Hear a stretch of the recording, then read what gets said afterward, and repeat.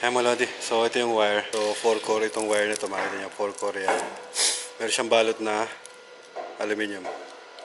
So ito is ginagamit to usually sa mga digital na digital power. Milliamps lang yung karga ng mga ganito mga lods. Milliamps lang. So pag may nakita kayong ganito lods, itong nylon na to. Itong nylon, pag may nakita kayo dito sa wire na nylon na yan, yan yung pangputol nung outer sheet nung nung wire, nung copper. So yan mga lods, so ito. So hilahin nyo lang yan. Hilahin nyo lang yan. Yan yung panghiwa niyan.